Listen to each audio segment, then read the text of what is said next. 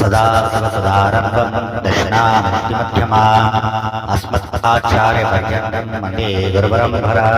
மனிதனாக பிறந்த ஒவ்வொருவருக்கும் நித்திய கடமைகள் பல உள்ளன. ஒவ்வொரு கடமைகளையும் செய்யும் போது இறை சிந்தனையுடன் செய்தால் நமக்கு நலம் பல கிடைக்கும்.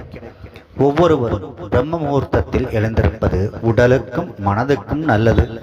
அவ்வாறு இயலாவிட்டாலும் சூரிய உதயத்திற்கு முன் எழுந்திருப்பது மிகவும் நல்லது.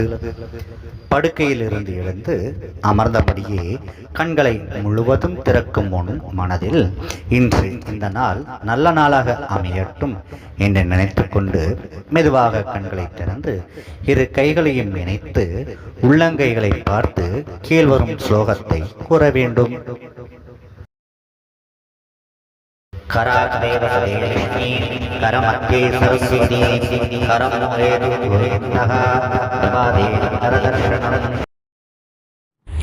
இந்த ஸ்லோகத்தை எப்படி சொல்ல வேண்டும்?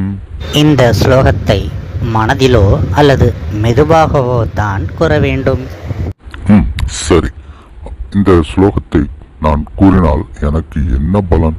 இந்த ஸ்லோகத்தை இவ்வாறு நாம் காலையில் எழுந்தவுடன் கூறினால் என் வாழ்க்கையை உருவாக்குவது என் கைகள் என்ற உறுதியை உண்டாக்கிறது. நாள் முழுவதும் நல்ல செயல்களை செய்ய வழிவகுக்கிறது.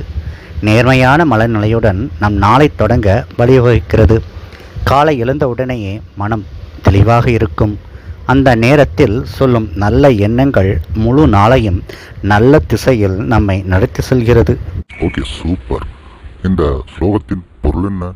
சூப்பர், நல்ல கொஸ்டின் கேட்டீங்க. எந்த ஒரு மந்திரத்தையும் ஸ்லோகத்தையும் நம்ம அதோட அர்த்தம் தெரிஞ்சு சொன்னால் கூடுதல் பலன் கிடைக்கும். சரி, இப்போ இந்த ஸ்லோகத்தோட அர்த்தத்தை நான் இப்போ உங்களுக்கு சொல்கிறேன். கராக்ரே லக்ஷ்மி வசதே, அதாவது உள்ளங்கையில் நுனிப்பகுதியில் லக்ஷ்மி வசிக்கிறாள். கரமத்தியே சரஸ்வதி, உள்ளங்கையில் மத்தியில் சரஸ்வதி வசிக்கிறாள்.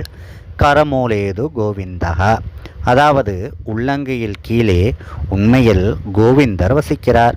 அதனால் பிரபாதே, காலை எழுந்தவுடன் கரதர்ஷனம், கைகளை காண்கிறேன் என்பதே இதன் பொருள். சூப்பர், ரொம்ப தேங்க்ஸ்.